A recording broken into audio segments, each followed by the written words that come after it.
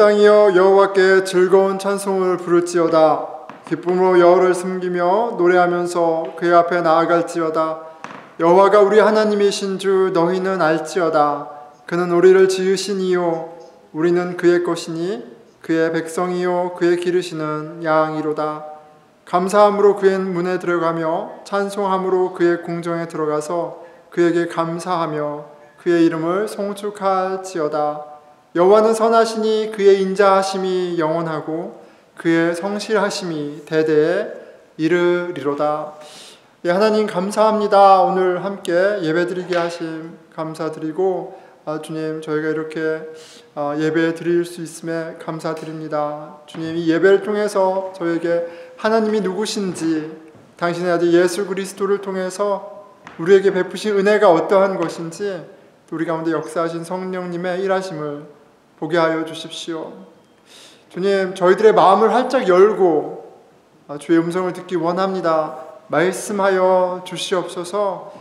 우리 함께 주님 저희가 주의 음성을 듣기 원합니다. 주님 깨닫게 해주십시오. 구하며 또 성령이 함께 하신 예배를 위해서 함께 기도하겠습니다.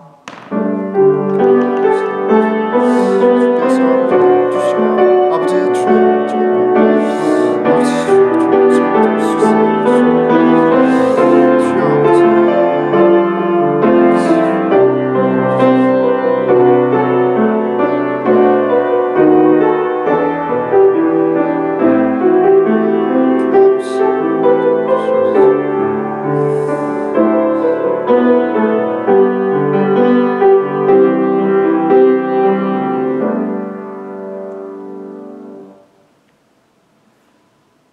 저희가 드리는 이 예배의 순서마다 하나님의 은혜의 손길이 함께 하시기를 구합니다.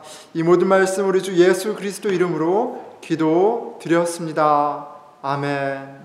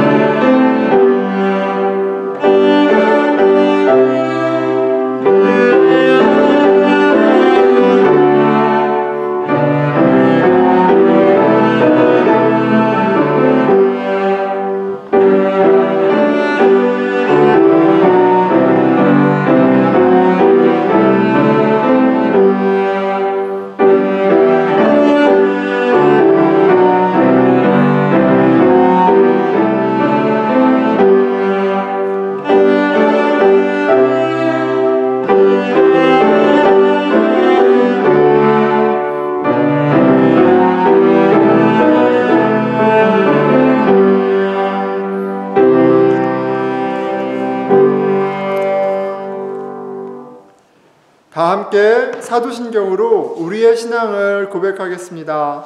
전능하사 천지를 만드신 하나님 아버지를 내가 믿사오며 그 외아들 우리 주 예수 그리스도를 믿사오니 이는 성령으로 잉태하사 동정녀 마리아에게 나시고 본디오 빌라도에게 고난을 받으사 십자가에 못 박혀 죽으시고 장사한 지 사흘 만에 죽은 자 가운데서 다시 살아나시며 하늘에 오르사 전능하신 하나님 우편에 앉아 계시다가 저리로서 산자와 죽은 자를 심판하러 오시리라. 성령을 믿사오며 거룩한 공회와 성도가 서로 교통하는 것과 죄를 사하여 주시는 것과 몸이 다시 사는 것과 영원히 사는 것을 믿사옵나이다. 아멘.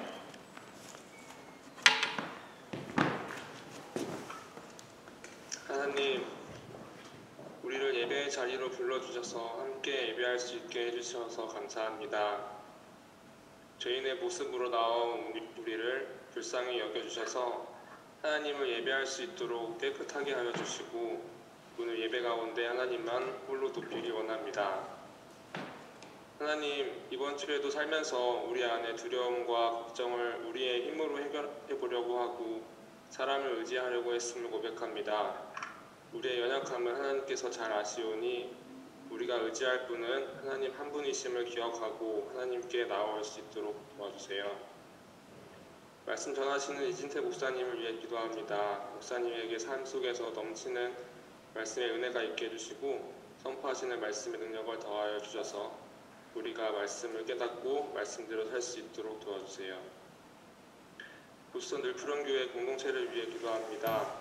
하나님의 은혜를 나누며 하나님의 역사하심을 같이 경험할 수 있게 해주시고 도움이 필요한 지체들을 위하여 서로 중보할 수 있도록 도와주세요. 또한 순모임, 성경공부, 기도회, 북클럽 등의 소모임에도 함께 해주시길 원합니다. 늘드림을 위해 기도합니다. 아이들이 어려서부터 하나님을 아는 은혜를 허락하여 주시고 섬기는 선생님들에게도 지혜와 축복을 더하여 주세요. 우리의 이웃의 건강을 지켜주시고 코비드-19으로 고통받고 있는 자들에게 도움의 손길을 허락하여 주세요. 감사드리며 예수님의 이름으로 기도합니다. 아멘.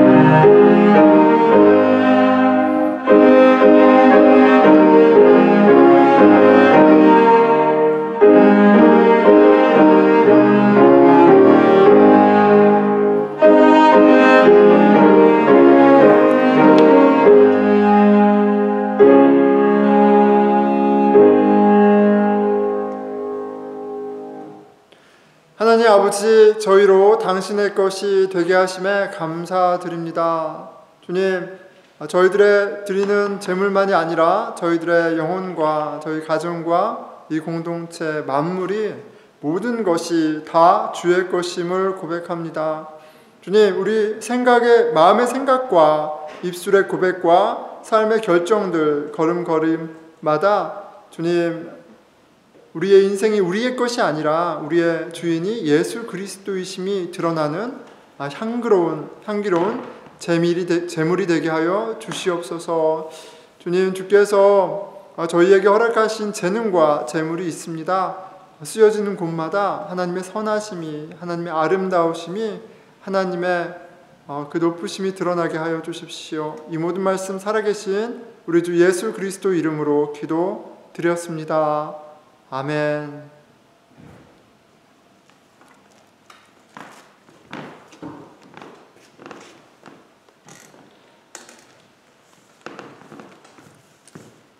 오늘 말씀은 누가복음 12장 49절에서 53절 말씀입니다. 제가 봉독하도록 하겠습니다. 누가복음 12장 49절에서 53절 말씀입니다. 내가 불을 땅에 던지러 왔노니 이 불이 이미 붙었으며 내가 무엇을 원하리요? 나는 받을 세례가 있으니 그것이 이루어지기까지 나의 답답함이 어떠하겠느냐? 내가 세상에 화평을 주려고 온 줄로 아느냐? 내가 너희에게 이르노니 아니라 도리어 분쟁하게 하려 함이로다. 이후부터 한 집에 5사람이 있어 분쟁하되 셋이 둘과 둘이 셋과 하리니 아버지가 아들과 아들이 아버지와 어머니가 딸과 딸이 어머니와 시어머니가 며느리와 며느리가 시어머니와 분쟁하리라 하시니라. 하나님의 말씀입니다. 여러분 안녕하세요. 반갑습니다. 이렇게 또 라이브로 우리가 줌으로 이렇게 예배를 함께 드리게 돼서 굉장히 익사이팅하고 또 어떻게 진행될지 기대가 됩니다. 우리 잠깐 언뮤트하고요. 우리 이제 소리 내도 되니까 같이 할렐루야 환영합니다 인사했으면 좋겠습니다. 같이 할렐루야 환영합니다 인사할까요? 안녕하세요. 얼굴도 보여주시고 인사도 하고 그러면 좋은데 다들 안녕 다들 반갑습니다. 예, 반갑고요. 예, 제가 이제 화면이 옆에 있어서 이렇게 보면 또 이렇게 화면이 그렇게 되네요. 자, 우리 반갑습니다. 여러분 주 안에서 드려지는 풍성한 예배가 되기를 기대하고 오늘 바로 우리 같이 함께 고백하고요. 우리 친구들, 늘드림 친구들 말씀으로 나아가겠습니다. 우리 같이 고백해 보면 좋겠어요. 빈손으로 왔다 빈손으로 가는 나그네 인생. 빈손으로 갔다 빈손으로 가는 나그네 인생. 예, 우리 같이 있지 않으니까 할 수 있을 것 같습니다. 같이 한번 큰 소리로 하겠어요. 빈손으로 왔다 빈손으로 가는 나그네 인생. 빈손으로 왔다 빈손으로 가는 나그네 인생. 왕 같은 제사장 선지자 인생.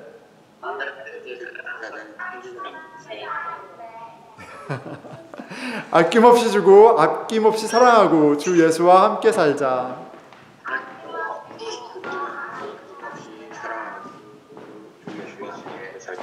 예, 감사합니다. 다시 이제 뮤트 해주시면 될 것 같아요.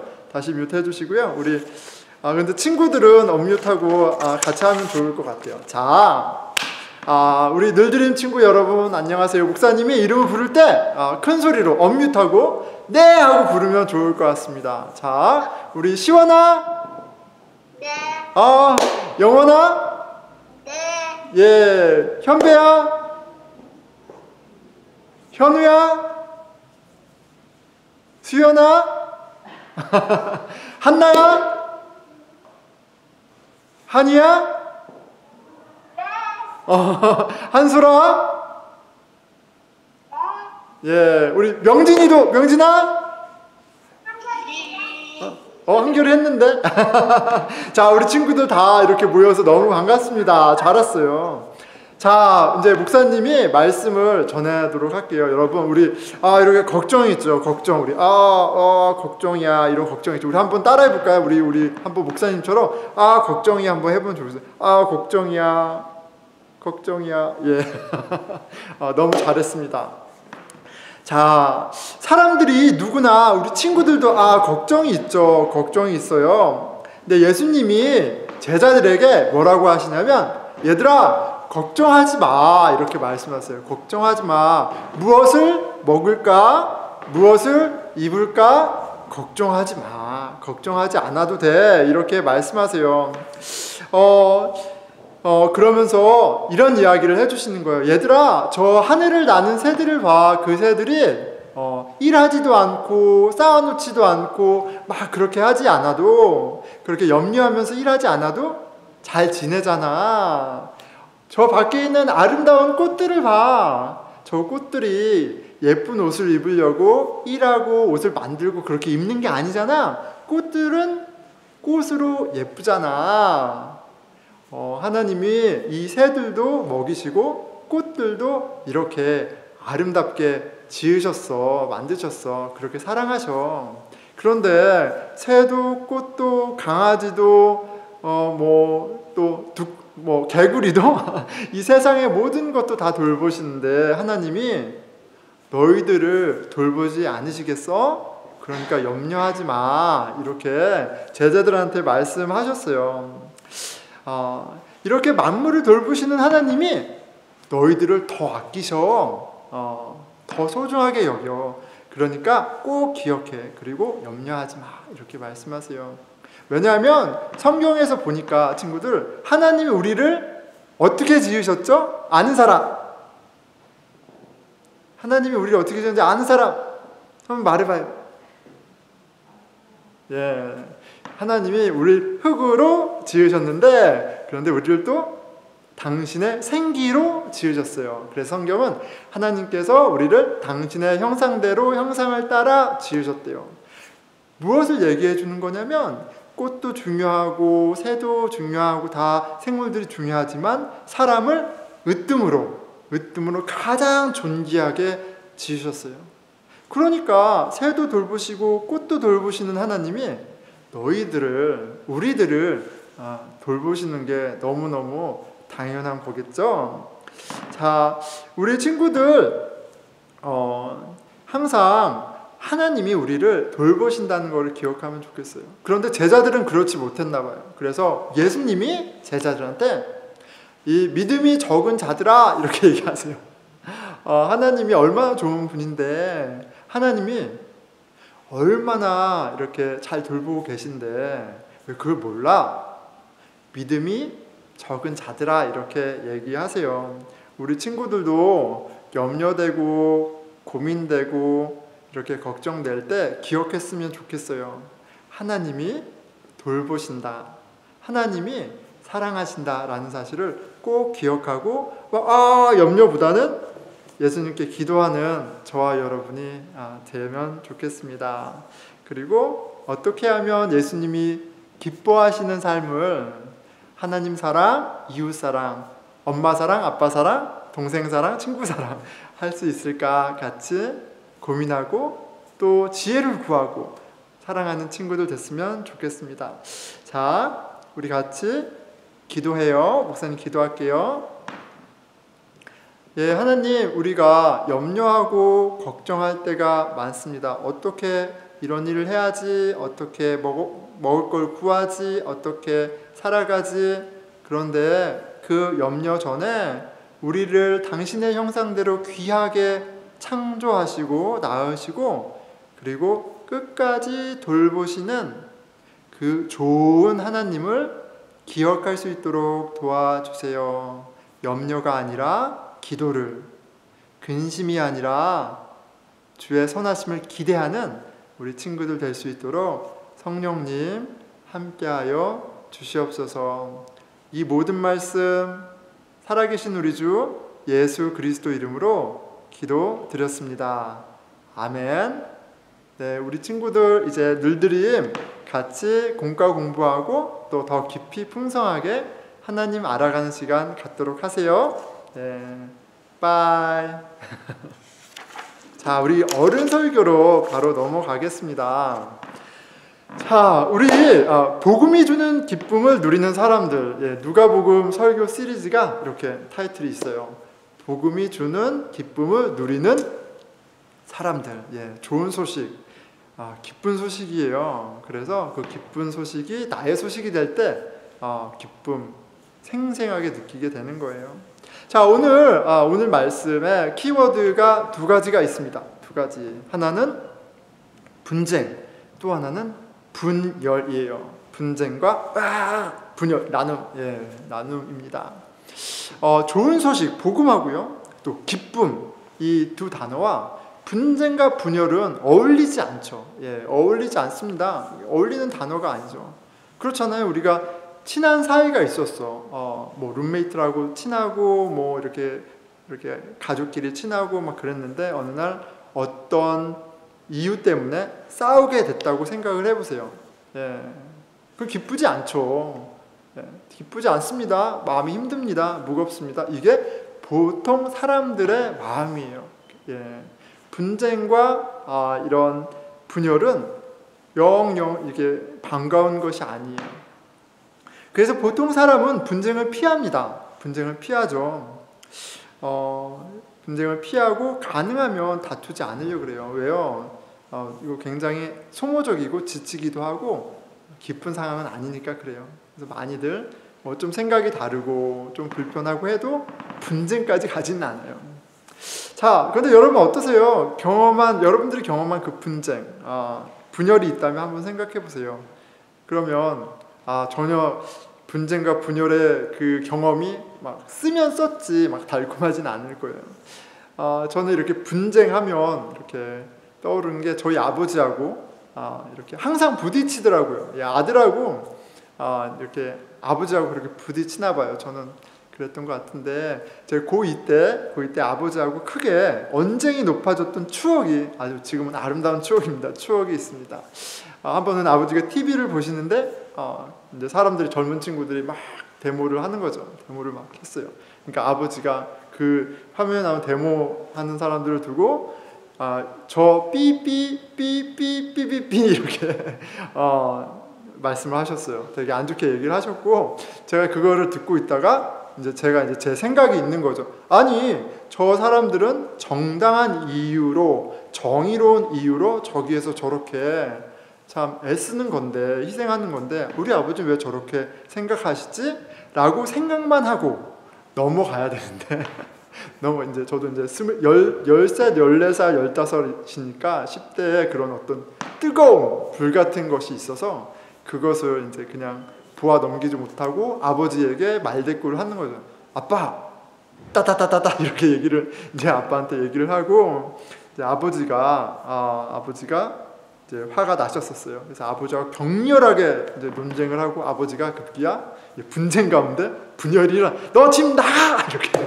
너 나가! 이렇게 됐어요. 저 삐! 이렇게 해서 나가! 이렇게 얘기를 했습니다. 그래서 잠깐 나갔던 기억이 있는데, 그때 사촌 형이 있었어요. 사촌 형이 저한테, 진태가 너 앞으로 아빠하고 정치 얘기하지 마.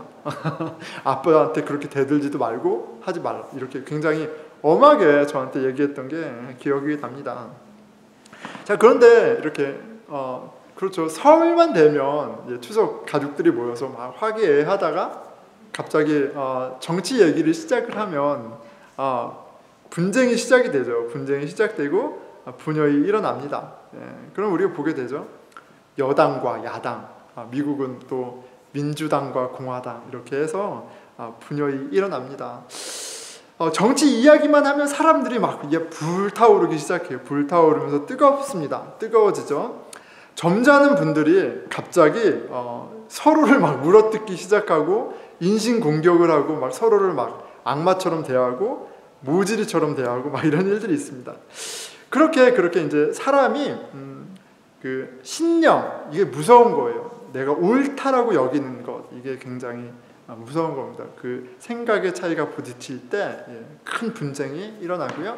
그리고 분열이 일어납니다.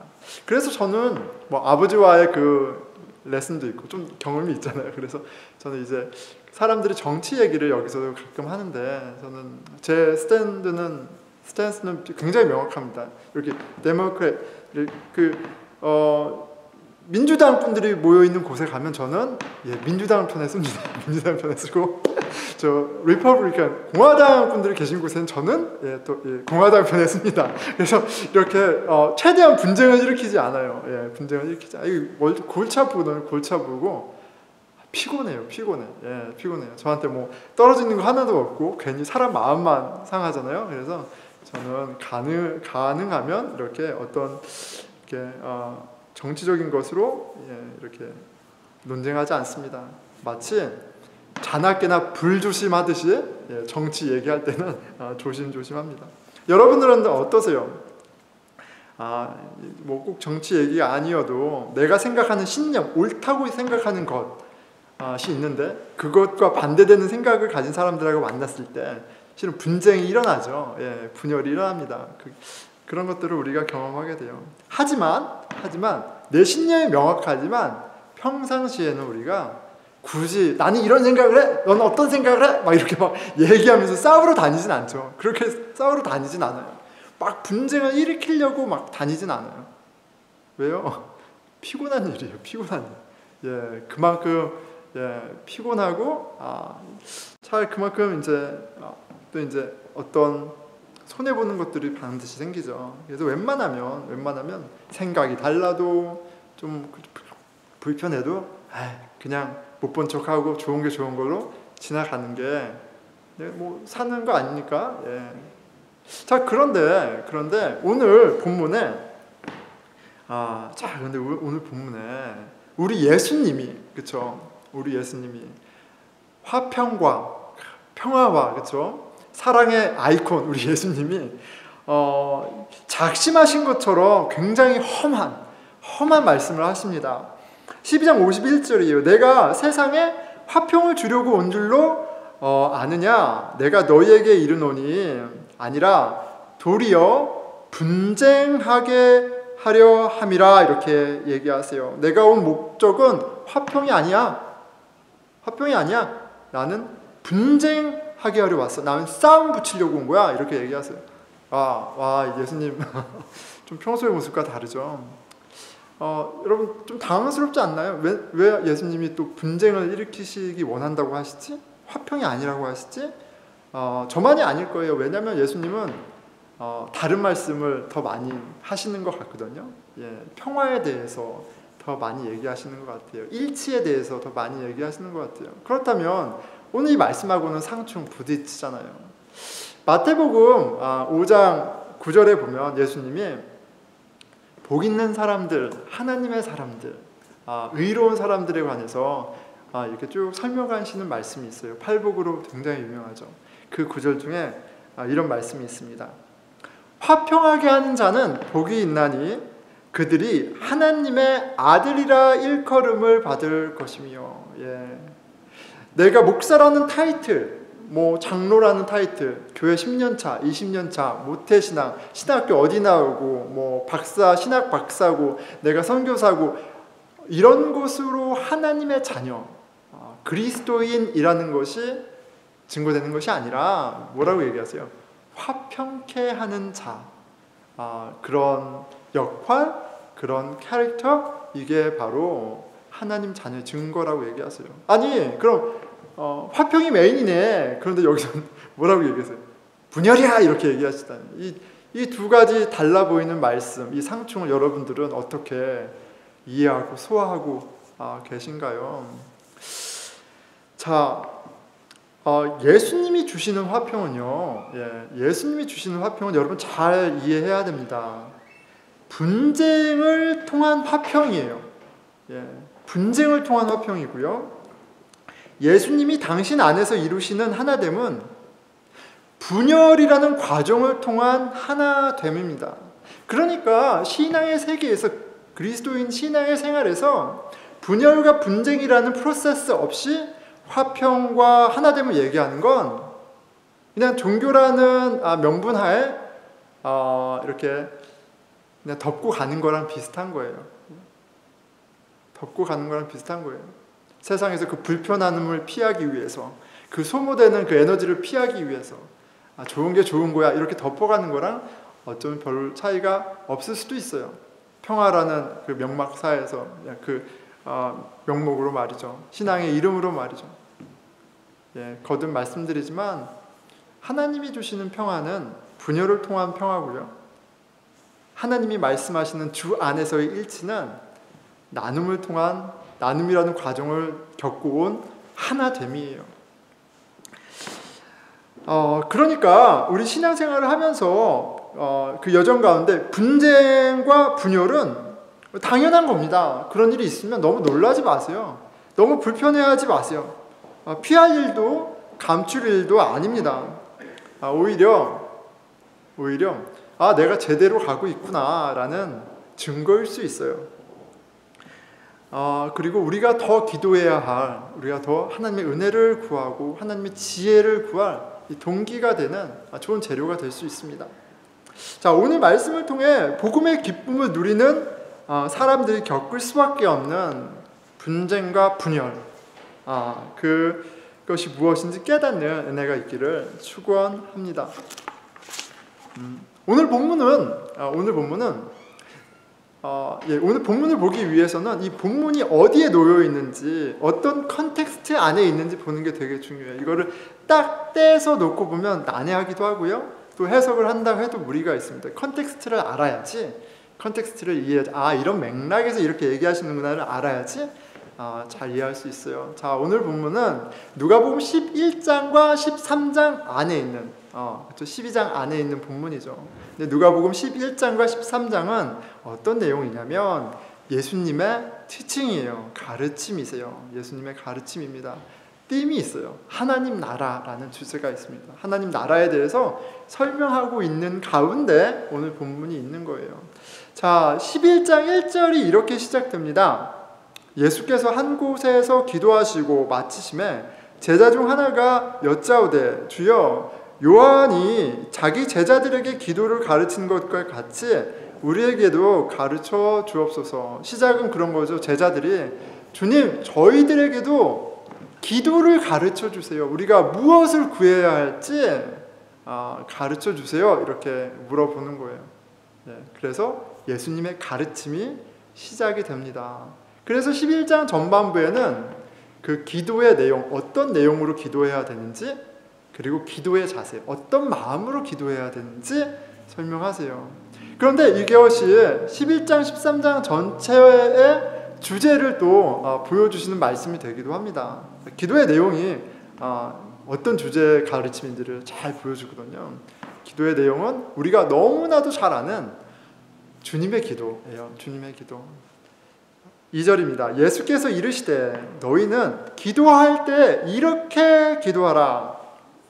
아버지여 이름이 거룩히 여김을 받으시오며 나라가 임하옵시며 The kingdom comes.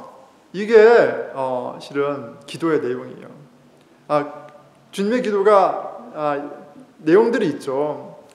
아버지의 뜻이 하늘에서와 같이 땅에서도 이루어지소서. 우리가 우리에게 죄 지은 자를 사하여 준 것 같이 우리의 죄를 사하여 주시옵시고 우리에게 일용할 양식을 주옵시고 우리를 유혹에 빠지지 말게 하옵시며 다만 악에서 구하옵소서. 이 내용이 있습니다. 하나님의 나라, 우리 가운데 임한 하나님의 나라의 삶을 얘기하는 거고요. 메인은 뭐냐면 Thy kingdom comes. 하나님의 나라여 임하옵소서예요. 너희들이 기도할 내용이 있는데 하나님의 나라를 구해라. 하나님의 나라가 이 땅 가운데 임하기를 구해라. 이렇게 가르쳐 주세요. 자, 그리고 우리가 너무나도 잘 아는 말씀이 나옵니다. 구하라, 찾으라, 두드리라. 기도의 자세로 우리가 이해할 수 있을 텐데 이 말씀이 나오세요.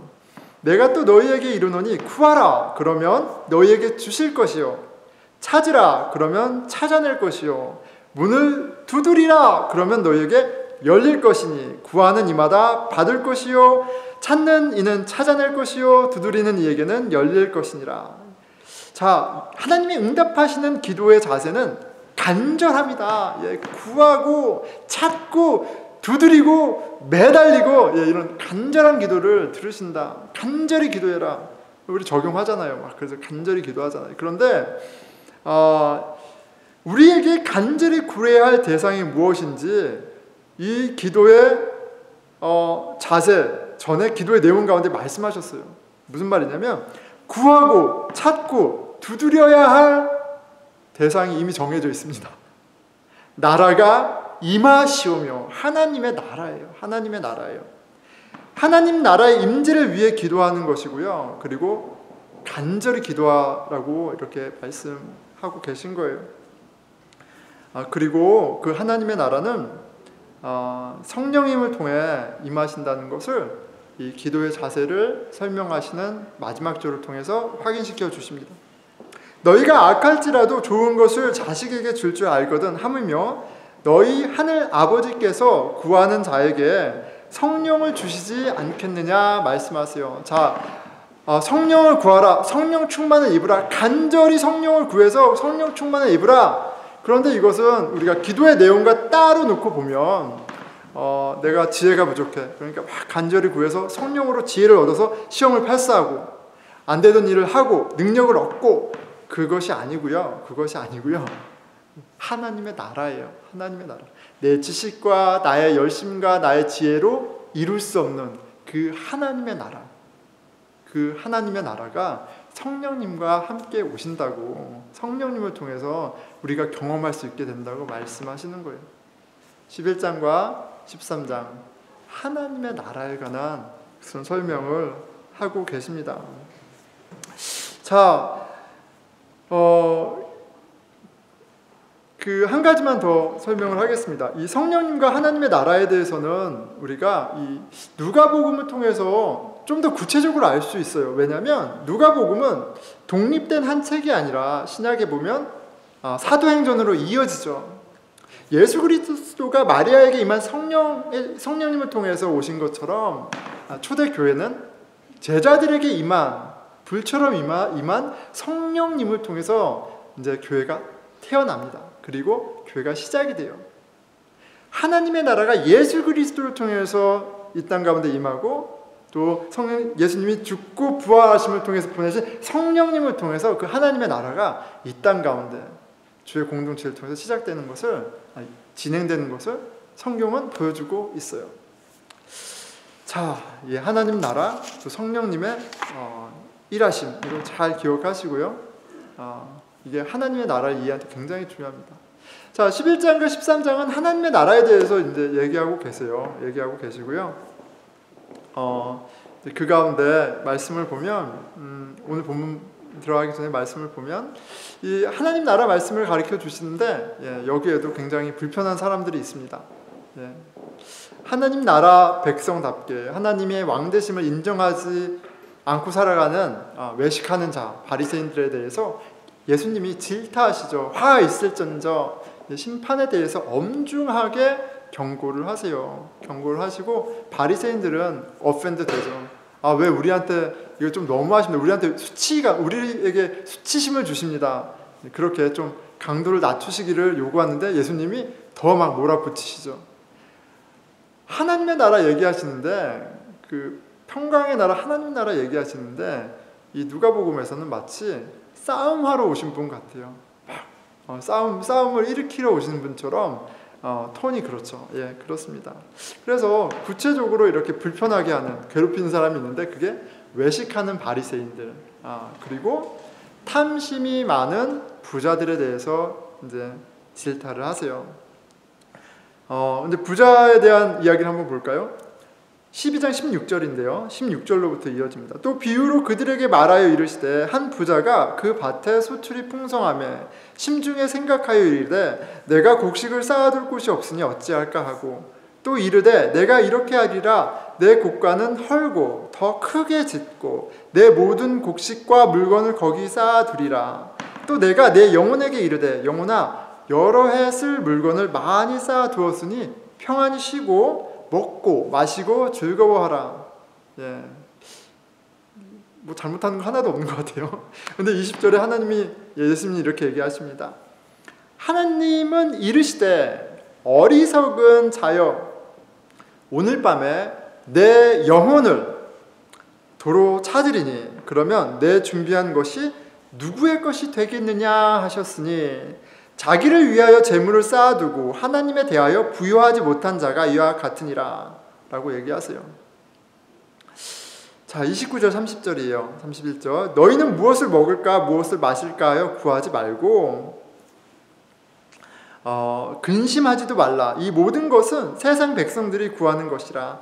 너희 아버지께서는 이런 것이 너희에게 있어야 할 것을 아시느니라. 다만 너희는 그의 나라를 구하라. 그리하면 이런 것들을 너에게 더하시리라. 이 탐심이 많은 부자에 대한 그 예수님의 이런 질책은요 조금 당황스럽죠. 뭐냐면 열심히 일해서 그 일한 것으로 얻은 소득을 내가 잘 저축하고 그 저축한 것으로 집 평수를 조금 더 넓히고 그것으로 내 가진 것을 조금 더 많이 하고 또 리타이어먼트 플랜 그렇죠 은퇴 준비하고 가져가고 이렇게 지금 우리가 그냥 살아가는 모습이잖아요. 그냥 살아가는 모습이고 그냥 당연한 것인데 하나님이 어리석다 바보 같다 질타하신단 말이죠. 외식하는 바리새인의 이야기도 실은 그렇게 특별할 것이 없습니다. 우리가 살아가는 방식이거든요. 사람의 눈을 의식하고 사람들에게 인정받고 칭찬받고 높은데 그래서 올라가기를 원하고 그게 실은 우리가 이 세상에서 살아가는 방식이에요. 사람의 눈을 의식하고 또 돈을 쌓아가며 살아가는 것 이게 그냥 세상에 살아가는 방식이죠. 그런데 질타하십니다. 화 있을진저 어리석은 자요. 그러니까 이 하나님의 나라를 이야기하시면서 예수님은 이 세상 나라에서 살던 우리로 하여금 돌이켜 하나님의 나라에서 살게 하기를 원하세요. 다르게 얘기하면 이 세상에서 말하는 당연히 그런 삶의 방식에서 돌이켜서 하나님 나라 방식대로 살기를 원하세요. 하나님이 주인이시고 우리를 돌보시고 하나님이 우리를 모두 낳으셔서 자녀 삼으셨다는 사실을 알 뿐 아니라 경험하고 구하고 누리며 살기를 원하세요.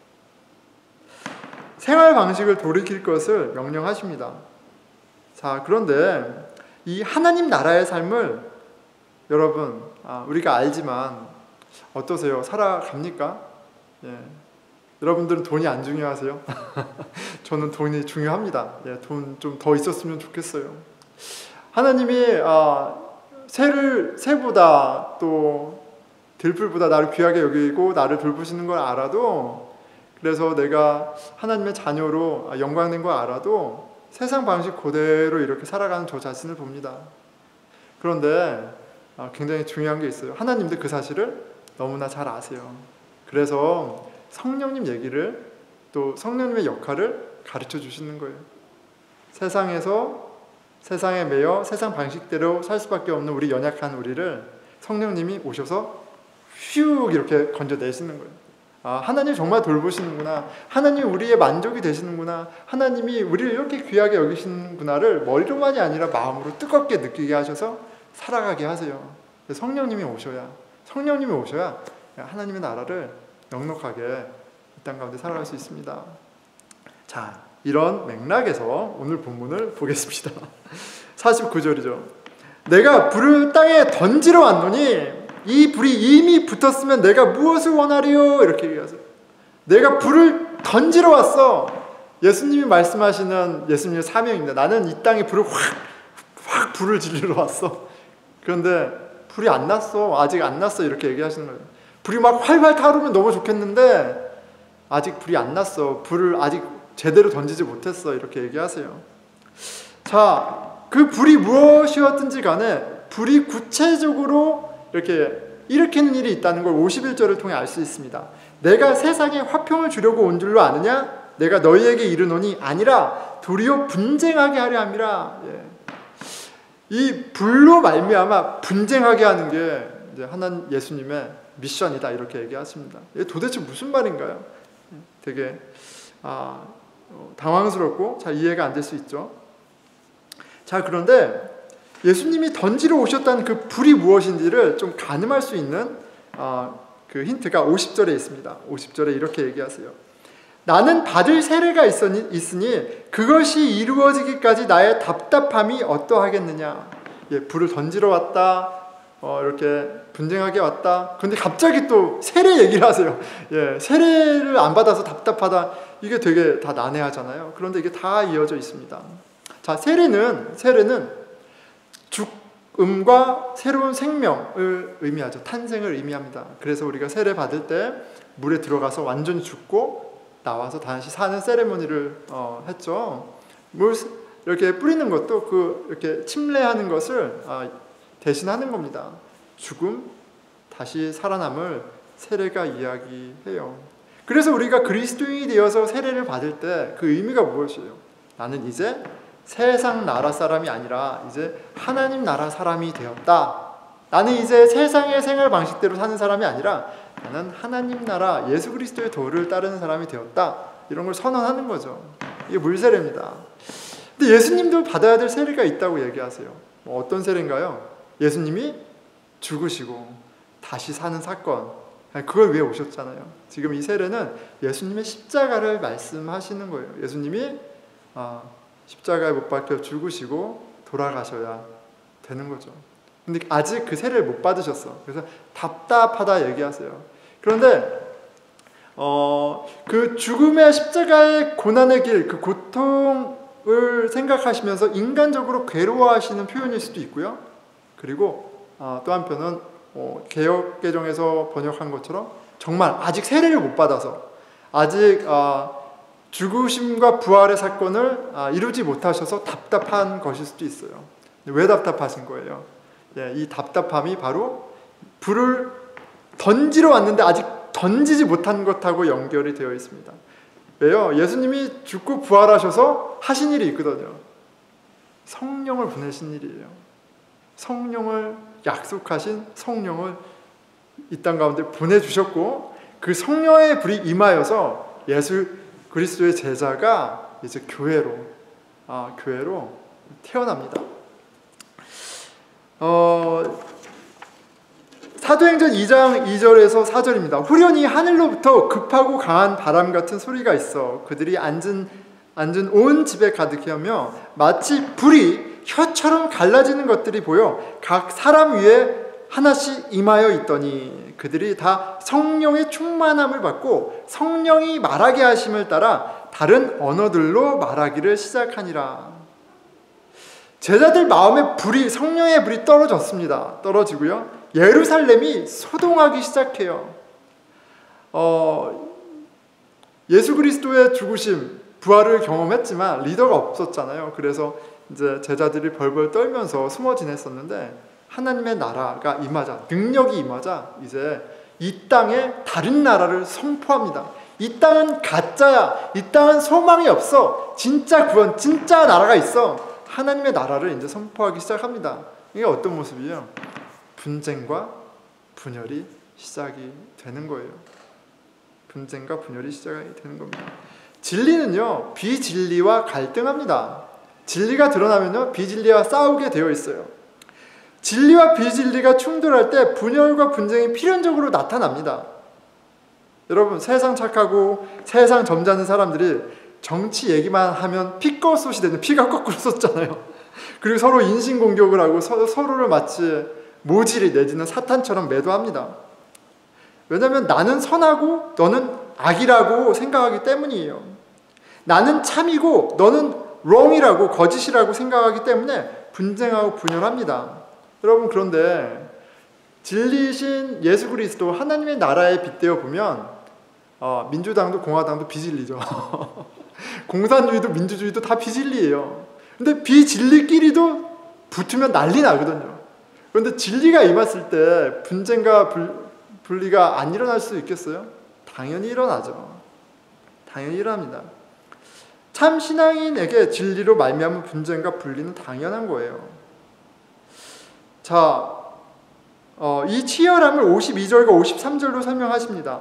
이후부터 한 집에 5사람이 있어 분쟁하되 셋이 둘과 둘이 셋과 하리니 아버지가 아들과 아들이 아버지와 어머니와 딸과 딸이 어머니와 시어머니와 며느리와 시어머니가 며느리와 며느리가 시어머니와 분쟁하리라 하시니라. 이렇게 가족의 예를 얘기하세요. 그런데 이 가족의 예는요, 굉장히 충격적인 예예요. 우리는 그렇게 싸울 수 있지? 이렇게 생각하는 제너레이션이니까 충격적으로 안 다가올 수 있는데 굉장히 충격적입니다.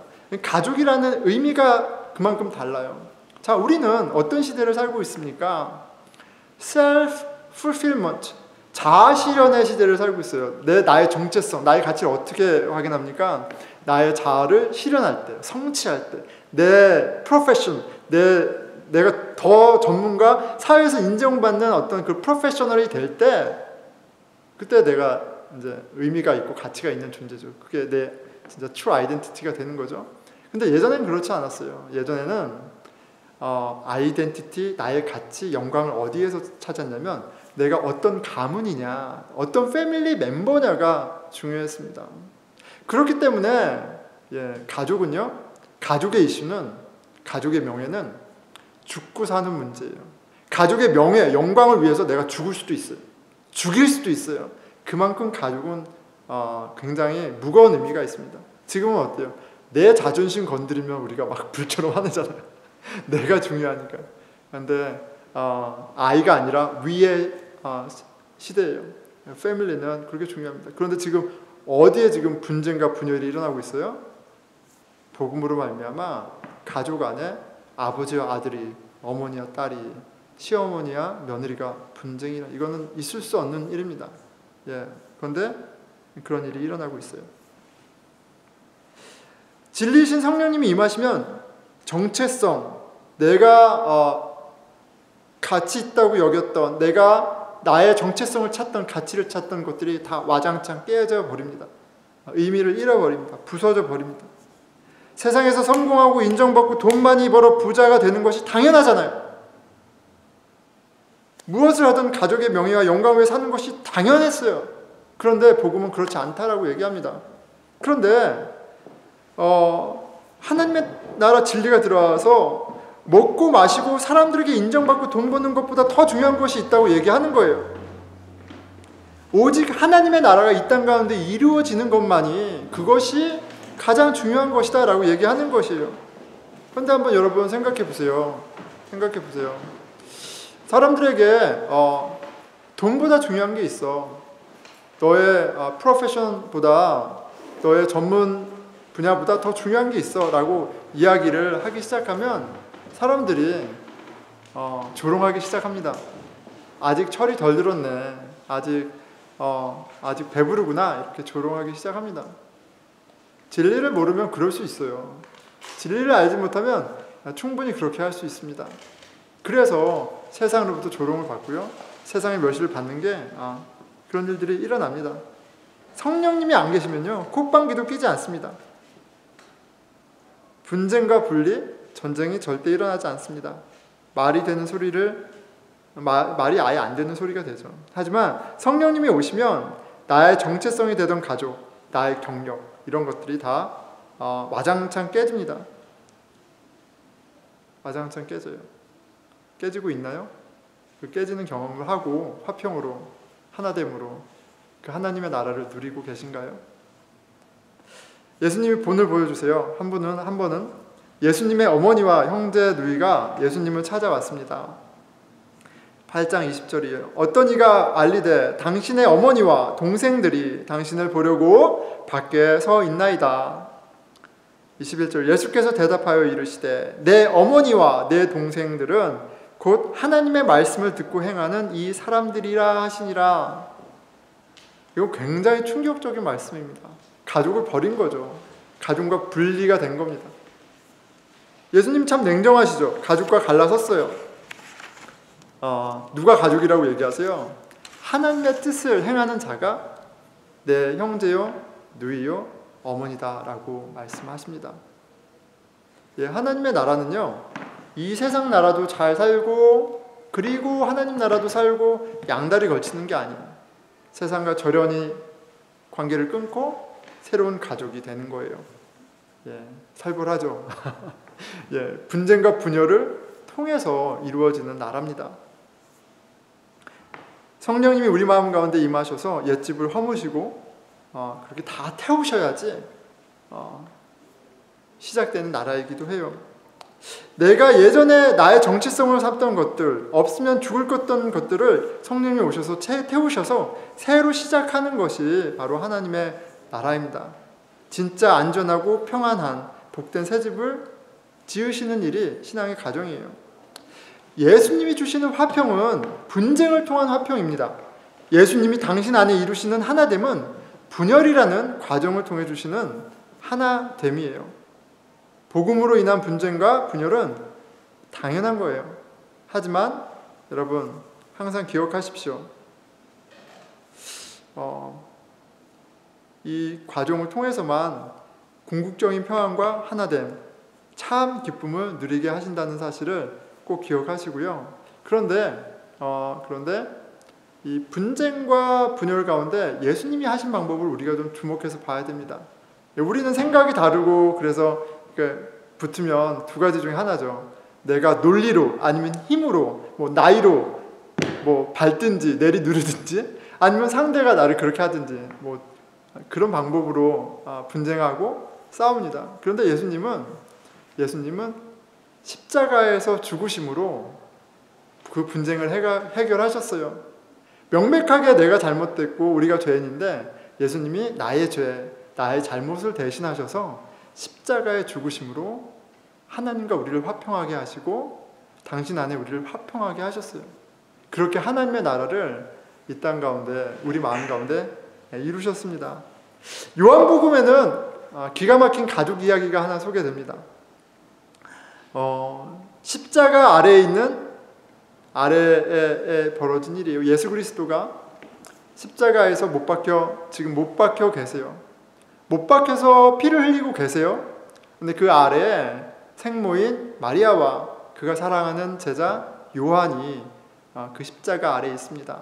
이제 다 끝난 거예요. 다 이제 망한 거예요. 너무나 비참한 결말이에요. 하지만 십자가는 뭐예요? 부활의 시작이기도 해요. 그 십자가 아래, 그 분쟁과 분열, 그 정점인 그 십자가 아래에서 예수님이 이렇게 말씀하십니다. 예수께서 자기의 어머니와 사랑하시는 제자가 곁에 서 있는 것을 보시고 자기 어머니께 말씀하시되 여자여 보소서 아들이니이다 하시고 또 그 제자에게 이르시되 보라 내 어머니라 하신데 그때부터 그 제자가 자기 집에 마리아를 모시니라. 그 십자가 아래에서 주님은 분쟁과 분열을 해결하시고 하나님의 나라를 이루셨어요. 우리 가운데 하나님의 나라를 알기 때문에 이루어지는 분쟁과 분열이 있습니다. 그런데 여기서 멈춰져 있는 것이 아니라 이걸 통해서 우리가 참 화평과 하나됨으로 간다 그랬죠. 근데 거기에는 그 브릿지에는 예수 그리스도의 십자가가 있는 거예요. 우리의 불의를 대신해서, 우리의 악을 대신해서 죽으신 예수 그리스도, 그리고 그 은혜로 말미암아 우리가 지는 십자가를 통해서 주님은 참 평안과 참 화평의 나라, 하나된 나라를 이루십니다. 이 사실을 잘 기억했으면 좋겠어요. 저는 공화당과 민주당 이렇게 잠깐 말씀드렸는데, 어떤 분들은 공화당 좋아하시고 어떤 분들은 민주당 좋아하십니다. 말씀드렸던 것처럼 논쟁하지 않죠. 근데 그만큼 이게 성경적으로 보면요, 어떤 어젠다는 굉장히 민주당에서 적극적으로 지지하는 게 성경적이에요. 근데 어떤 걸 보면 또 공화당이 또 지지하는 게 또 성경적이에요. 그래서 어느 한편에 속할 수가 없어요. 복음은 다 아우르고 있습니다. 다 아우르고 있고요. 그래서 그런 것들을 레코나이즈 할 수 있게 돼요. 굳이 싸울 필요 없습니다. 자, 그런데 저는 그 공화당과 민주당 지지자들의 분쟁 가운데 하나님이 정말 이렇게 싫어하실 것들을 봐요. 생각의 다름, 의견의 다름, 그 이유 때문에 자기가 옳고 다른 사람은 잘못됐고, 나는 선하고 너는 악하고, 나는 더 귀하고 너는 귀하지 않아, 다른 상대를 디휴머나이즈하는, 다른 상대를 괴물 취급하는 그것에 대해서는 참 불의하다, 하나님 보시기에 악하다, 이런 것들을 보게 됩니다. 여러분, 우리 안에 하나님의 나라가 임했어요. 우리 안에 이 세상의 가치와는 함께 설 수 없는, 이 세상의 가치와 부딪혀 분열하고 분쟁할 수밖에 없는 절대 진리가 시작이 됐습니다. 그리고 하지만 여전히 괴리감 가운데 있는 우리를 참 진리 안에 살 수 있도록 하나님이 성령님도 약속하셨어요. 주님이 주시는 능력으로 분쟁과 분열을 잘 감당하고 십자가 은혜 가운데 화평과 하나됨까지 경험하는 저와 여러분, 신앙의 세계, 그 신비를 같이 누리고 경험하는 우리 늘푸른 교회가 됐으면 좋겠습니다. 우리 같이 기도하겠습니다.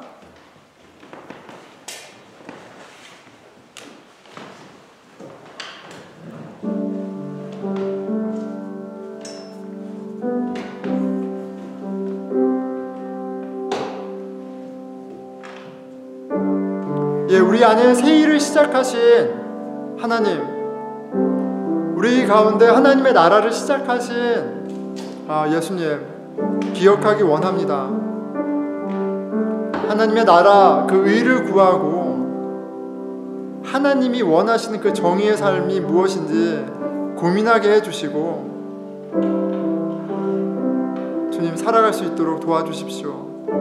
우리의 기도가, 나의 기도가 다른 것이 아니라 주여, 주의 나라가 이 땅 가운데, 우리 가정 가운데, 우리 공동체 가운데, 우리 직장 가운데 임하게 하옵소서가 되게 해주십시오. 우리 같이 기도하겠습니다. 하나님 아버지, 저를 불쌍히 여겨주시고 도와주신 주님,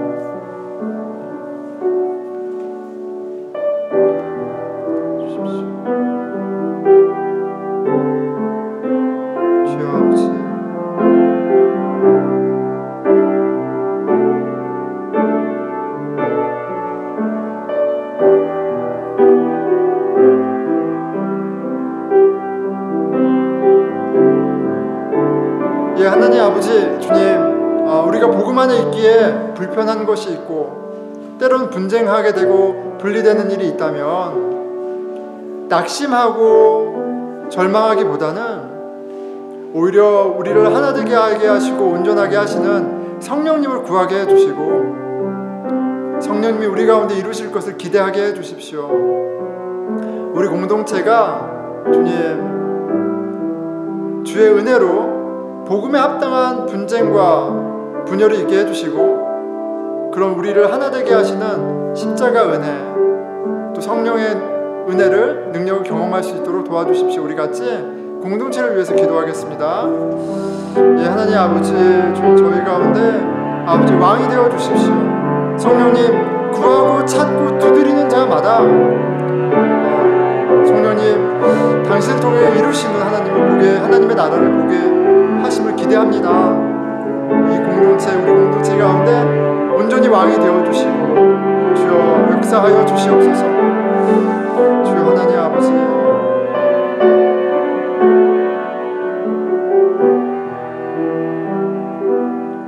예, 우리 마지막 찬양 드리겠습니다. 찬송 드리겠습니다.